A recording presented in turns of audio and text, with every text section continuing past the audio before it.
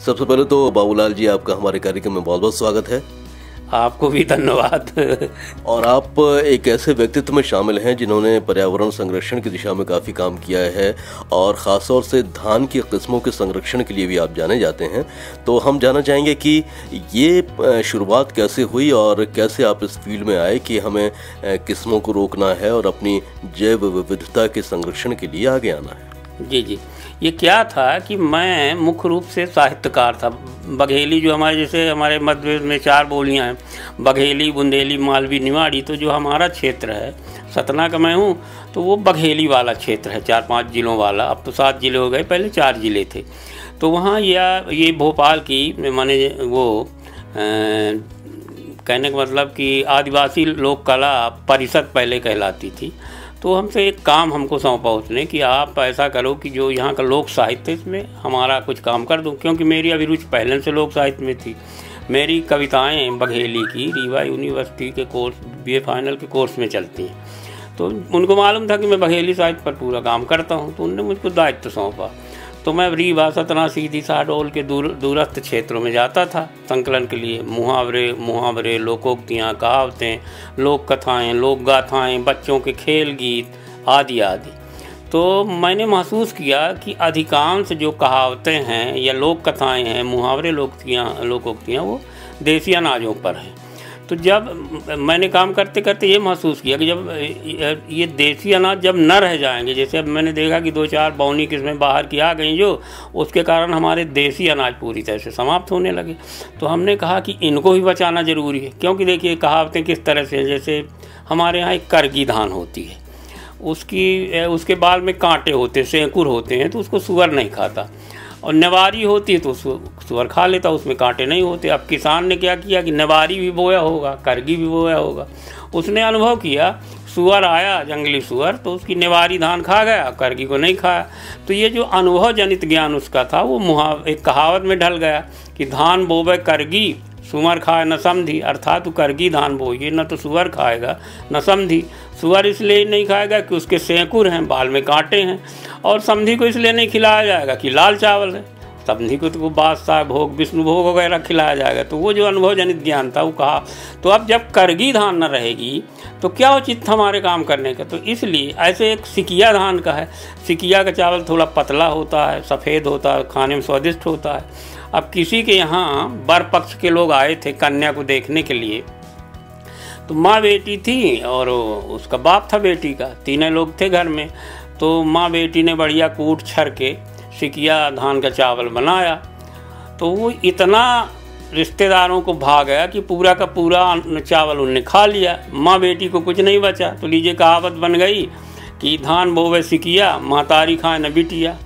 ऐसे 3 पाक 2 पानी, पकाई कुटुक रानी। 3 पखवाड़े में अगर 2 बार भी पानी गिर जाए तो कुटकी पकाती है। तो ये सारी कहावतें जो हैं, या ऐसे कुछ लोक कथाएं भी हैं। तो माने सब अनाजों पर हैं, बहुत सारी बैलों पर है, जानवरों पर है, जो माने खेती के काम में आते हैं। तो जब माने हमारे देसी अनाज न रहेंगे तो क्या उचित इनके संकलन का। तो हमने उनको भी संकलन शुरू किया। तो कोदो, कुटकी, सामा, काकुन, ज्वार, मक्का, धान, इनका हमने संकलन शुरू किया। हमने अनुभव किया कि बाकी की 2-2, 4-4 प्रजातियाँ, जैसे हमको कोदो की 3 प्रजातियाँ मिली, कुटकी की 2 प्रजातियाँ मिली, मक्के की 3 प्रजातियाँ मिली, और ज्वार की हमको 12 प्रजातियाँ मिली थी। लेकिन हमने देखा कि सबसे ज़्यादा खतरा देसी धान को हो, क्योंकि लड़कपन में हमने देखा था, हमारे 2 गांव में हमारी खेती है। एक है पिथौराबाद गांव में, तो नागौद स्टेट में था, और दूसरा एक इलाकेदार का पतौरा इलाके में था, उसी से लगा हुआ गांव है, तो वहाँ भी हमारे खेत थे। तो जब हम अपने गांव वाले खेत से इलाकेदार वाले खेत में जाते तो हमको रास्ते में खूब धान मिलती थी, रंग बिरंगी वालियाँ। तो हमने महसूस किया कि ये जो 70 के दशक में जो हरित क्रांति 60 के दशक में आई, तो 70 के दशक तक पूरी धानें, देसी धान समाप्त हो गई, 2-4 बौनी किस्में आ जाने से। तो हमने सोचा कि धान का संकलन ज़्यादा ज़रूरी है। तो हमने धान पर काम करना शुरू कर दिया। कहीं जाते मुहावरे, लोकोक्तियाँ तलाशते, लोक कथाएँ तलाशते, लोकगीत तलाशते, और साथ में ये भी पूछ लेते कि आप यहाँ कौन कौन सी देसी धान है। तो हम करने लगे। तो पहले 10-15 हुई, फिर 25-30, फिर 35-60। आज हमारे पास पूरे रीवा संभाग की लगभग 110 प्रजातियां हैं। तो इस तरह से हम उनको संरक्षित दिए हुए हैं। अब मध्य प्रदेश राज्य जैव विविधता बोर्ड ने क्या किया कि हमारे इस काम को देख के हमारे यहाँ उसने एक बीज बैंक बनवा दिया। तो उस बीज बैंक में लगभग 2000 बीज रखने की क्षमता है। जैसे मान लीजिए आपका स्टूडियो है, ऐसे वो सब लगा हुआ है। अब उसमें क्या है कि जैसे कोई भी अनाज, कोई भी धान है तो वो पहले साल 80-85% जमती है, दूसरे वर्ष वो 15-20%, तीसरे साल बिल्कुल नहीं जमती। तो अब उसमें बीज बैंक में रखने में क्या है कि वो एयर टाइट डिब्बे हैं, तो उसमें रख दिया गया बीज। तो उसमें क्या होता है कि एक अमेरिका से कुछ गोलियां भी उनने मंगा दिया है, तो उनको रख देने से वो नमी सोख लेती हैं गोलियां, तो फिर वो बीज ख़राब नहीं होता 5 साल तक। 5 साल बाद फिर हम, वैसे हम हर साल छोटे छोटे भूखंडों में उगाते हैं 110 प्रकार की धानों को। हमारे यहाँ आप जाइए तो माने सब उसकी बालियाँ मिलेंगी, अलग अलग डिब्बों में बीज मिलेंगे। और इस साल तो हमारी 1,10,000 की धान हमारी बिकी है, देसी धान। और लगभग अभी सौदा हुआ 50,000 का एक, और आज बात हुई है कि हम खरीदेंगे लगभग 50,000 का। तो इस तरह से हम मतलब आपका ये सफ़र आगे बढ़ता गया। तो बाबूलाल जी, तकरीबन कितना समय हो गया आपको इस काम में लगे हुए, और इन वर्षों में आपने क्या महसूस किया है कि लोग अपनी जैव विविधता के संरक्षण के लिए किस प्रकार से आगे आने लगे हैं? अब देखिए, हम तो 2007 से कर रहे हैं ये काम, तो करीब 8-9 साल हो गए।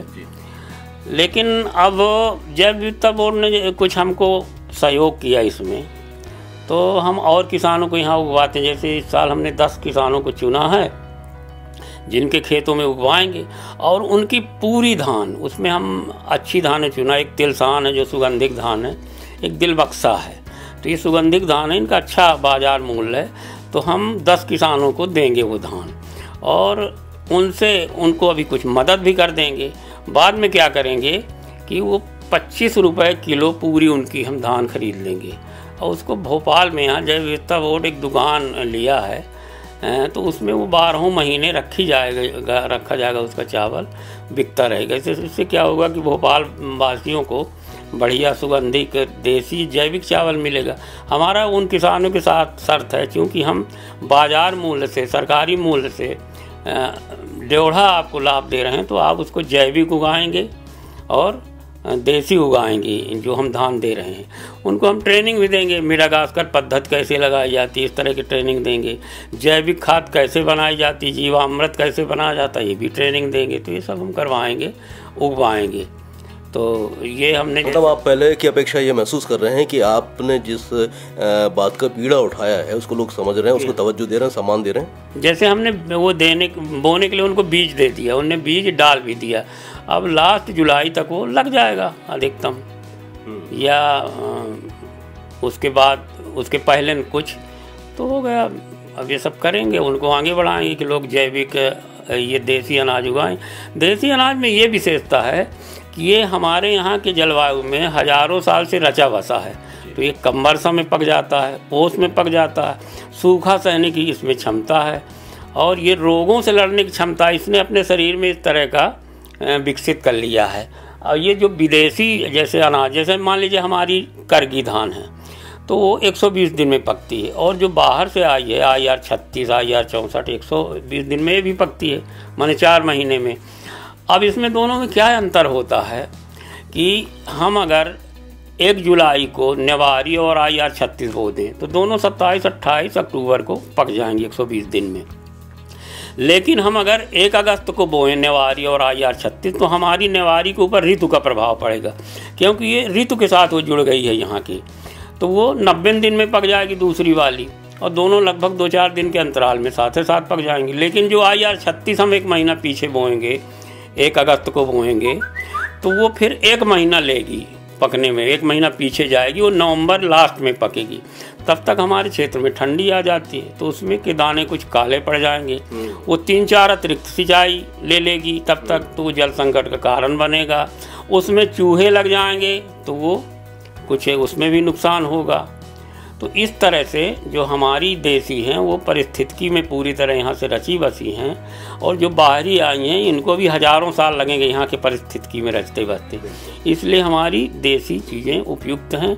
इसीलिए हम देसी को बचाने का कहते हैं कि भैया इसको बचाओ, क्योंकि कोई जानवर, जीव जंतु, पेड़ पौधे, वनस्पतियाँ, अनाज, ये सब जो है तो वहाँ के पारिस्थितिकी में अपने को ढाल लेते हैं। उदाहरण के लिए जैसे ऊँट है, तो पूरी तरह राजस्थान का प्राणी है, तो उसने अपने को किस तरह सरवाइव किया वहाँ की जलवायु के अनुसार कि उसकी नाक ऐसे ऐसे बंद होगी, खुलेगी, अभी इसलिए कि वहाँ धूल के कण उड़ते हैं, तो उसके फेफड़े में ना जाए इसलिए वो ऐसा करता है। रेगिस्तान के अनुसार उसकी संरचना, शारीरिक संरचना, वो क्या करता है कि उसके पेट में थैली, तो 1 महीने का पानी वो भर लेगा।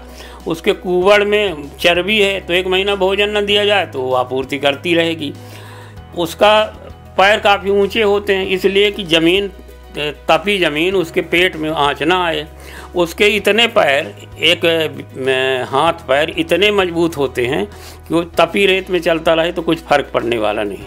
तो वहाँ की परिस्थिति के अनुसार जैसे बना है, ऐसे हर पेड़ पौधे, वनस्पतियाँ, अनाज, जानवर अलग अलग क्षेत्रों के परिस्थितिकी में बने हैं। जैसे हम लोगों ने अभी यात्रा किया तो हमने महसूस किया। अब हम उसी बात पर आ रहे हैं, क्योंकि ये तो हमने जान लिया कि आप पिछले 10 सालों से धान के संरक्षण की दिशा में काम कर रहे हैं, और अब आते हैं बीज यात्रा पर। ये बताएं कि बीज यात्रा को शुरू करने के पीछे मूल उद्देश्य क्या रहा है? मूल उद्देश्य ये रहा है कि देखिए, पहले हमारे जितने देसी अनाज हैं ये आज के नहीं हैं, ये लगभग 10,000 वर्षों से किसान इनको उगा रहा है। अब मान लीजिए कोई भी अनाज, जैसे हमारे 1965 तक हमारे देश में धान की 1,10,000 प्रजातियां हैं। कोई धान पहले साल 80-85% जमती है, दूसरे वर्ष 20-25%, तीसरे साल बिल्कुल नहीं जमती। तो वो कितनी प्रतिस्पर्धा करके 1965 तक जीवित रही होंगी कि 1,65,000 प्रजातियाँ थी। आज मुश्किल से पूरे देश में 3,000 प्रजातियाँ हैं। तो ये महसूस, ऐसे तमाम अनाज, कुटकी, कोदो, सामा, काकुन, ये भी धीरे धीरे पुराने अनाज नष्ट हो जा रहे हैं। जितनी ये नई खेती आई तो इससे पुराने अनाज नष्ट हो गए। तो जैसे मान लीजिए पहले शेर इतने थे कि राजा एक दिन जाता, राजा 2-4 शेर हाँका करके मार लेता था। अब देखिए शेर दुर्लभ है पूरे जंगल में, तो उनको संरक्षित किया गया है। तो जो दुर्लभ चीज़ है उसको संरक्षित किया जाना जरूरी हो गया, क्योंकि सिर्फ धान या अनाजों के जाने की बात नहीं है। जो हज़ारों साल से अपने गुणसूत्र में उनने अच्छाइयाँ अपने शरीर के अंदर तैयार की है यहाँ के परिस्थिति के अनुसार, वो पूरी पूरी चले जाएगी, माने पूरे उसके गुण धर्म चले जाएंगे। इसलिए जब हमारी चर्चा हुई यहाँ जैव विविधता बोर्ड में माननीय मूर्ति साहब के साथ, तो मूर्ति साहब ने कहा कि दाहिया जी ऐसा करिए कि आप अपने 2-4 साथी ले लीजिए और पूरे मध्य प्रदेश की यात्रा करके जहाँ जहाँ देसी अनाज बचा हुआ है तो उसको आप संरक्षित कर लीजिए, और नहीं ये भी 2-4 साल में चला जाएगा, और वो तो जाएगा ही, उसके साथ उसके पूरे गुण धर्म चले जाएंगे जो उसने हज़ारों साल से अपने शरीर के अंदर विकसित किया है। तो ये यात्रा शुरू हुई हमारी। तो इस यात्रा की शुरुआत कहाँ से आपने की और कौन कौन से इलाकों में आप गए और आपने क्या क्या पाया? हाँ, ये यात्रा की शुरुआत हमने किया भोपाल से 2 मई को यात्रा निकली, और कृषि विभाग के जो डायरेक्टर हैं माननीय मोहनलाल मीणा जी और माननीय मूर्ति साहब और वन विभाग के CF चितरंजन त्यागी जी ने हमको हरी झंडी दिखाया, और श्याम बोहरे जी भी थे हरी झंडी दिखाने वालों में। तो इस तरह से हमारी यात्रा यहीं से प्रशासनिक अकादमी भोपाल से शुरू हुई, और हम पहले दिन होशंगाबाद में रुके, रात में वहाँ के रेस्ट हाउस में। फिर हमने जो होशंगाबाद में जितना देसी अनाज था उसका संग्रहण किया। तो संग्रहण हम इस तरह करते थे कि हमारी 2 तरह की चौपाल लगी हैं। एक तो कुछ ऐसे ज़िले जो चिन्हित हमने पहले कर लिया था कि जहाँ सर्वाधिक देसी अनाज अभी उपलब्ध है तरह तरह के, और कुछ ऐसे ज़िले हैं जहाँ अनाज तो हैं लेकिन कुछ कम मात्रा में। तीसरे ऐसे ज़िले हैं जहाँ अनाज बिल्कुल ख़त्म देसी अनाज हो रहे हैं, लेकिन वहाँ संभावना है कि उनको उगाया जा सकता है। इस तरह से 3 तरह के हमने ज़िले चुने। तो पहले दिन हम होशंगाबाद में रुके हैं, दूसरे दिन बैतूल में हम गए। तो बैतूल में रुककर हमने 2 दिन वहाँ कार्यक्रम किया। तो एक मोखा माल एक गाँव है, दूसरा बेलोंड है। तो ये कोरकू वहाँ आदिवासियों का एक समाज है। तो हमने ये महसूस किया, कई जगह गए, जैसे बैतूल गए, छिंदवाड़ा गए, सिवनी गए, बालाघाट गए, मंडला, नरसिंहपुर, जबलपुर, कटनी और डिंडोरी, अनूपपुर, शहडोल तक। यहाँ हमने देखा कि एक जैसी परिस्थिति है अनाजों की। यहाँ क्या क्या है, ये जंगली पहाड़ी क्षेत्र है, तो यहाँ विविधता है। देसी अनाजों में कोदो, कुटकी, सामा, काकुन, मक्का और धान यहाँ काफ़ी मात्रा में हमको मिली। और हमको तो हम वहाँ गए मंडला में और डिंडोरी में, जहाँ बैगा चक है। बैगा चक क्या है कि बैगा एक ऐसी जनजाति है जो प्राचीन समय में हल नहीं चलाती थी। आज भी कहीं कहीं वो करते हैं, माने बेवर खेती करते हैं। तो क्या करते हैं कि जो झाड़ झंकाड़ होता है, जैसे लंटाना हुआ, इस तरह का काट के वो, और वहाँ पत्थर भी रहते हैं, वहीं माने ऐसे झाड़ झंकाड़ बिछा दिया। और उनकी एक ज्योतिष है, तो वो क्या करते हैं कि उनका ये है कि जब सूर्य इस पहाड़ी के इस कोने से उगने लगे तो हमको क्या करना चाहिए कि उस झाड़ झंकाड़ में आग लगा देना चाहिए, अब 8 दिन में वर्षा होगी। ये उनका ज्योतिष बताता है। या माने एक बैचांदी होता है, एक कंद, बैचांदी में अगर वो आ जाए, कोपलें फूट आएँ, तो मान लेंगे कि 7-8 दिन में वर्षा हो जाएगी। तो फिर वो क्या करते हैं कि उसमें झाड़ झंकाड़ में आग लगा देते हैं, और जब 3-4 दिन में राख सूख गई तो 25-30 प्रकार के अनाज वो बो देते हैं। वहाँ वो 5-6 प्रकार की कुटकी बो देंगे, सामा बो देंगे, काकुन 3 प्रकार की बो देंगे, 2-3 प्रकार का मक्का बो देंगे, बरबटी और ये सब बो देंगे, भिंडी, ज्वार भी बो देंगे, धान भी। इस तरह से वो 10-15, 25-30 प्रकार का अनाज तरकारियाँ बोते हैं, और वो इतना अच्छा वो उगता है। तो पहले साल उगाएंगे वो, तो वो कहलाता है। तो हमने वो सब बैगा चक भी उनका देखा, वो मोटे अनाज वहाँ से हमने कलेक्शन किया। वहाँ हमको धान मिली, मक्का मिला, कोदो, कुटकी, सामा, काकुन। तो इस तरह से क्या करते हैं वो कि बेवर खेती करते हैं। तो पहले साल वो बेवर कहलाता है, दूसरे साल वो सुढ़ार कहलाता, तीसरे साल मुढ़ार, और फिर दूसरे खेत में चले जाते हैं, फिर तीसरे खेत में 3-3 साल में, मतलब ये क्रम चलता रहता है। फिर वो वहाँ उसी में आ जाते हैं। हाँ, तो ये आप जगह जगह आप गए, कौन से इलाकों में आपको ये ज़्यादा महसूस हुआ कि यहाँ पारंपरिक बीज अभी भी कायम है और पारंपरिक किस्मों का अभी भी संरक्षण हो रहा है और वो अच्छी पैदावार दे रहे हैं? ये हमको बैतूल से उधर माने रीवा, सतना, सीधी, शहडोल, उधर जब गए, पूरा ये मंडला वंडला घूमते घूमते, बालाघाट, छिंदवाड़ा, तो हमको वहाँ तक मिला कि वहाँ हमको परंपरागत देसी धान मिली, देसी गेहूँ मिला, 8 प्रकार का हमको गेहूँ मिला, 100-150 प्रकार की धान मिली, जबकि हमारे पास वैसे 110 तो हमारे पास है, वो अलग से मिली हमको। वहाँ हमको 7 प्रकार की कुटकी मिली और 4 प्रकार का कोदो मिला, 3 प्रकार की काकुन मिली। ये सब दुर्लभ प्रजातियाँ थी। हमको कुछ अति दुर्लभ चीज़ें मिली, जैसे हमको काली अरहर मिली, और एक काला चना मिला, एक ऐसा सफ़ेद चना बिल्कुल छोटे दाने का, काबुली चना नहीं, काबुली चना से अलग, कि छोटा होता है। तो ये सब दुर्लभ चीज़ें हमको वहाँ मिली। तो ये था पहला एक क्लास का ये क्षेत्र था जहाँ जैव विविधता, अनाजों की जैव विविधता बहुत अधिक मात्रा में है। दूसरा हमारा बी क्लास का आता है, जहाँ माने ये नई खेती आ गई, जैव विविधता कम बची है। जैसे छतरपुर हम आए, सागर आए, तो यहाँ जो व्यावसायिक खेती आने से यहाँ की पूरी जैव विविधता ख़त्म हो गई है। थोड़े माने वो कठिया गेहूँ बोते हैं, 2-4 जगह मिले जो व्यावसायिक ढंग से बोते हैं, बाकी परंपरागत ख़त्म है। फिर हम जब उधर गए, जो राजस्थान से जुड़ा हुआ एरिया है, श्योपुर, शिवपुरी, तो वहाँ हमको अलग तरह का अनाज मिला। वहाँ मिला बाजरा हमको मिला, वहाँ हमको सरसों मिला, अब धनिया मिली, देसी धनिया परंपरागत, और इस तरह की चीज़ें मिली। जब हम उधर जाते हैं खरगोन तरफ या गुजरात से मिले हुए ज़िले, तो वहाँ हमको मक्का मिलता है, वहाँ हमको कपास देसी मिलता है। और सी क्लास में कौन सा आता है? ये सी क्लास का मतलब सी क्लास ऐसे हैं जहाँ माने बहुत कम बचा है। तो यही बीच वाला भाग है, मालवा निमाड़ वाला क्षेत्र है, जहाँ पूरी व्यावसायिक खेती हो गई। तो अब इस यात्रा के दौरान आपने क्या महसूस किया है कि पूरी यात्रा तकरीबन 31 जिलों में आपने तय की है? ये 55 दिन की हमारी यात्रा थी, 55 चौपाल हमने लगाया, और 35 जिलों में हम गए, बल्कि अब 1-2 जिले और बढ़ गए फिर बाद में, जैसे कटनी ले लिया गया, एक और ले लिया गया, बुरहानपुर ले लिया गया। तो इस तरह से हमारे ज़िले अब 36 ज़िले हो गए, 36-37 ज़िले। और हमने 55 से अब ज़्यादा चौपाल, मतलब उसके बाद हो गए 57-58 चौपाल हमारी हुई।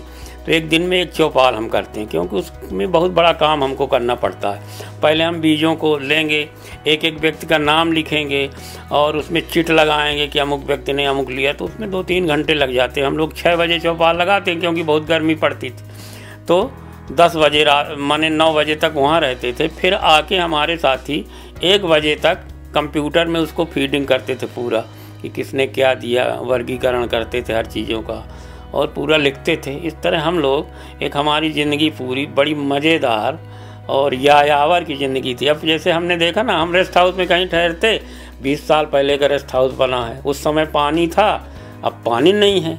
तो वो भी हमको मालूम होता कि माने कैसे परिवर्तन हुआ कि 20 साल। इस यात्रा के दौरान आपने क्या देखा कि हमारी जैव विविधता को कितना नुकसान हो रहा है, या फिर क्या कुछ शेष बचा है भी? देखिए, जैव विविधता का तो नुकसान जितना हुआ ही, सबसे ज़्यादा हुआ यहाँ पानी का नुकसान। हमने पूरे हर जगह पानी देखा। पानी का ऐसा नुकसान हुआ कि हमारा मध्य प्रदेश जो है अलग, जैसे उत्तर प्रदेश में क्या, वहाँ की नदियाँ हिमनद हैं, पानी बरसे न बरसे हिम पिघलेगा, वहाँ की नदियों में आ जाएगा और 70-80 फीट के नीचे वहाँ का जलस्तर नहीं जाता। लेकिन हमारे मध्य प्रदेश की नदियाँ जो हैं, तो ये बनजा हैं, माने ये हिमपुत्री नहीं है, ये बनपुत्री। हमारी नर्मदा के 3-4 नाम हैं, तो एक नाम उसका बनजा है, माने बन जाई है। और इन बनपुत्रियों का अस्तित्व बन से है। बन रहेगा तो पानी रहेगा, और पानी न रहेगा तो बन न रहेगा। तो जब हम 600-700 फुट का पानी ले रहे हैं, तो निश्चित है कि उससे बन न रहेगा, बन न रहेगा तो फिर पानी भी न रहेगा। तो हमारे लिए ये अनाज जो बाहर से आके जो ये व्यावसायिक खेती की जा रही है, ये कतई लाभदायक नहीं। हमने लगा लिया हिसाब, इसमें कोई लाभ नहीं। आप मान लीजिए कि जितनी किसान आत्महत्या कर रहे हैं, वही कर रहे हैं जो परंपरागत खेती को छोड़ के आधुनिक खेती अपनाया। खेती कभी व्यवसाय नहीं रही, वो जो है तो आजीविका का साधन रही है, और आज भी आजीविका का साधन है। तो जो हमारा परंपरागत वाला किसान है, तो वो जानता है कि 4 साल में 1 साल सूखे का साल होता है, पाला भी पड़ सकता है, ओला भी पड़ सकता है, जिसमें उसकी पूरी फसल नष्ट हो सकती है। तो बाबूलाल जी, आपने इस यात्रा के दौरान लोगों को कौन कौन से मुख्य बिंदु बताए कि आपको ये करना है, आपका ये दायित्व बनता है ताकि पैदावार अच्छी आपको मिले? कौन कौन से मुख्य बिंदु आपने बताया? कि देखिए, पंजाब की हमने किस्सा बताया उन लोगों को कि पंजाब में जब भाखड़ा नंगल बंधा, तो नेहरू जी कहा करते थे कि हमारे नए तीर्थ हैं। पंजाब में खूब उत्पादन हुआ। पंजाब 70 के दशक में पूरे देश को गेहूं की आपूर्ति करता था, लेकिन आज वहाँ की दशा देखिए कि पंजाब माने उसने इतना रसायन डाला, माने फर्टिलाइज़र डाला, कीटनाशक डाला, नींदानाशक डाला कि माने पूरा खेत जहरीले हो गए, अनाज जहरीला हो गया और लोगों को कैंसर हो गया। तमाम लोग उदाहरण देते हैं, हम बन नहीं, कि एक वहाँ से पंजाब से जोधपुर को एक ट्रेन चलती है, तो उसको पहले पंजाब एक्सप्रेस कहा जाता है। और तो वो ट्रेन जोधपुर आती है, तो पहले तो पंजाब एक्सप्रेस कहलाती थी, पर उसमें 80% या तो कैंसर के मरीज होते हैं या उनके परिजन होते हैं, तो उसका नाम है कैंसर एक्सप्रेस पड़ गया। तो हम ये जानना चाह रहे हैं कि आप संक्षेप में बताया कि आप लोग ये ना ऐसा ना अपनाओ, कम से कम अपने खाने के लिए ये जितनी हाइब्रिड चीज़ें आई है ना, तो ये खाने में स्वादिष्ट हैं और ये इनमें पूरी तरह से पूंजी का खेल है। तो कम से कम अपने परिवार के खाने के लिए आप 1-8 एकड़ में देसी अनाज उगाओ और रसायन रहित अनाज उगाओ, ताकि आपका परिवार अच्छा अनाज खाए। चाहिए तो ये कि आप जैविक उगाओ, देशवासियों को भी जहर न खिलाओ, लेकिन कम से कम इतना तो करो। और तमाम लोगों ने हमसे मांगा, हमने पानी के बारे में बताया कि देखिए पानी का कितना असर पड़ रहा था। हम वहाँ शिवपुरी में एक किसान के फार्म हाउस में रुके, उसका 15-20 एकड़ का फार्म था। तो उससे हम जब हाल चाल पूछने लगे, तो उसने बताया कि मैं जब 20 साल पहले यहाँ आया तो कुएं से सिंचाई करता था, बाद में कुएं का पानी ख़त्म हो गया, तो मैंने 250 फीट का बोर करवाया। 7-8 साल वो भी सूख गया, तो अब 560 फीट का करवाया हूँ, तो उससे सिंचाई होती है। तो हमने कहा कि इसी क्रम में 7-8 साल बाद जब ये सूख जाएगा तो आप कितने फुट का करवाएंगे, तो वो चुप कर रह गया। तो आपको लोगों का प्रत्युत्तर कैसा मिला, रिस्पांस कैसा मिला, लोगों ने कितना सराहा बीज यात्रा को?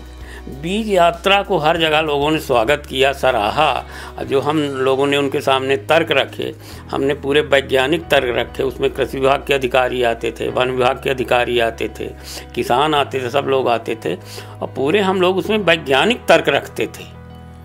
उनसे बहस होती थी, चर्चा होती थी, और बाद में उनने सबने माना कि हाँ आप सही कह रहे हैं। कुल मिलाकर अगर आपसे सार पूछा जाए बीज यात्रा का, तो आप क्या कहेंगे?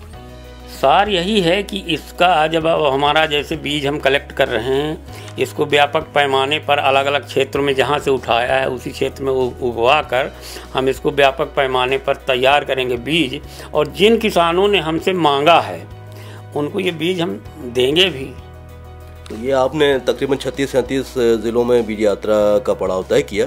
अब आने वाले समय में भी आप कुछ ऐसा इसको आगे बढ़ाना चाहते हैं? अभी हाँ, तो ये निरंतर चलेगी, अगले वर्ष भी चलेगी। अब बरसात में तो नहीं चलेगी, अब खेती होती के टाइम में तो अब लोग खेती कर रहे हैं, लेकिन बाद में ये फिर से चलेगी अगले वर्ष। लोगों में एक चेतना लाएंगे देसी अनाजों के लिए, क्योंकि ये जो जितनी व्यावसायिक खेती है ये बिल्कुल घाटे का धंधा है। खेत इससे ख़राब होता है। खेत हमने देखा ना कि 2-4 साल तक खाद बोने का असर होता है, फिर वो नशाखोर हो जाते हैं खेत। बाद में कोई खाद न डाले तो उतना भी उत्पादन नहीं होता जितना पहले होता था। तो सुनने वालों को इस कार्यक्रम के माध्यम से आप संदेश क्या देना चाहते हैं कि आज हमें बीज को परखने की, उसके संरक्षण करने की कितनी ज़रूरत है, और हम सबकी भूमिका क्या बनती है अपनी बायोडाइवर्सिटी को बचाने के लिए, जैव विविधता को बचाने के लिए? देखिए क्या है कि एक जीव दूसरे से जुड़ा हुआ है, और हमने सबने पढ़ा है कि विज्ञान वरदान भी है, अभिशाप भी है। तो हमने 70-80 के दशक तक उसका वरदान का रूप देखा कि तमाम बीमारियां ख़त्म हो गई, खाद्य समस्या हल हो गई, लेकिन अब उसका अभिशाप का रूप देख रहे हैं। क्योंकि जिस तरह से उत्पादन बढ़ रहा लगातार, तो एक तो बाज़ार का भाव नहीं मिल रहा किसानों को, दूसरी बात जो हमारा पानी ख़त्म हो रहा है। हमारे मध्य प्रदेश में क्या है कि पानी बहुत महत्वपूर्ण है। वो अनाज हमारे लिए आज उपयुक्त नहीं है जो अपने बाज़ार मूल्य से अधिक हमारा मूल्यवान पानी बर्बाद कर रहा है। क्योंकि अगर हम आंकड़ा देखें पानी का, तो एक आदमी के हिस्से में नहाने धोने, शौच क्रिया, कपड़े साफ करने आदि में, भोजन पकाने आदि में 40 लीटर पानी आता है। लेकिन जो भोजन हम दोनों वक्त हमारे थाली में परोस कर आता है, उसको खेत में उगाने में 2000 लीटर पानी लगते हैं। तो ये क्योंकि हमने पूरी तरह से बौनी जातियों को, बाहरी अनाजों को अपना लिया, जो जिनकी 3-4 सिंचाई करना पड़ती। लेकिन जितने हमारे देसी अनाज हैं, आप एक बार सिंचाई कर दीजिए, एक बार भी न कर दीजिए, जितना पकेगा वो ठोस और चिलकदार पकेगा। आज अगर हम 1 क्विंटल गेहूँ उगाकर बाज़ार भेजते हैं गांव से, तो उसका अर्थ ये होता है कि हम गांव का 1 लाख लीटर पानी भेज रहे हैं। क्योंकि वो तो आप लोगों की जिम्मेदारी क्या बनती है? जिम्मेदारी बनती है कि माने पानी का महत्व समझें। आज माने पहले हमारी प्राथमिकता में 50 के दशक में नारा लगता था रोटी कपड़ा और मकान मांग रहा हिंदुस्तान, पर अब हिंदुस्तान रोटी कपड़ा हमारे सर्वोच्च प्राथमिकता में नहीं है। आज हमारे सर्वोच्च प्राथमिकता में नंबर 1 में हवा और नंबर 2 में है पानी। रोटी की अहमियत है लेकिन तीसरे नंबर में। तो तीसरे नंबर वाले को हम तीसरे ढंग से देखें। सबसे पहले हम हवा पानी को देखें, और हवा पानी बचाने में हमारे देसी चीज़ें ये बहुत उपयुक्त हैं। बाबूलाल जी, आप साहित्यकार भी रहे हैं और आपने बहुत कुछ लिखा भी है, और जब आपसे अवसर मिला है बातचीत का, तो एक आध कोई कविता ऐसी सुना दें जो हमारे लोगों को, श्रोताओं को जागरूक कर सके और उन्हें एक संदेश भी उन्हें मिले। तो लंबी कविता है सर? हाँ, उसको छोटी सी करके सुना दीजिए आप। अच्छा, मैं सुनाई देता हूँ। कौन तरक्की का खुला रामदही के द्वार, कौन तरक्की का खुला रामदही के द्वार, सहमे सहमे सब लगे जंगल नदी पहाड़, अमृत जल बांटिन जौन कुइयाँ बौली ताल, सौंधई दोहनी अस परे कई के हाल बेहाल, ऊँ भवनन चाकी पर सड़कन ब्यार सकाय, हरियारी पानी हवा गे हमार जे खाए, होइगे डाँड़ पहाड़ सब लीनिन पत्थरों बीन, कंक्रीट बस उग रहा हरियर बिरवा छीन, भय पियास माँ अधमरी करिया परा शरीर, रोवत कल्पत खुदय अब नदिया मांगे नीर।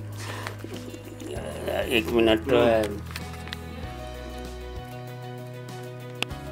पर्यावरण विध्वंसभा घोरे यतर तेजाब, पर्यावरण विध्वंसभा घोरे यतर तेजाब, अहे विकास तय धन नहा तोर न कुछ जवाब, हे विकास तय धन नहा तोर न कुछ जवाब। बाबूलाल जी, चलते चलते आपका संदेश क्या है? चलते चलते ये संदेश है कि हमको आज की परिस्थिति के अनुसार चलना पड़ेगा, क्योंकि आज तक जितने ग्रह खोजे गए हैं उसमें हमारी पृथ्वी ही है ऐसा ग्रह है जिसमें हवा और पानी है, बाकी कहीं नहीं है। तो हमको ये सोचना है कि पृथ्वी को हम इसी तरह जैविक जीवों से हरी भरी बनाए रखना चाहते हैं, या दूसरे ग्रह की तरह अपने ग्रह को, ये पृथ्वी को भी कर डालना चाहते हैं, ये हमको सोचना है। इस बातचीत के लिए हम आपके बहुत बहुत आभारी हैं। धन्यवाद आपका। आपको भी धन्यवाद सर, जो आपने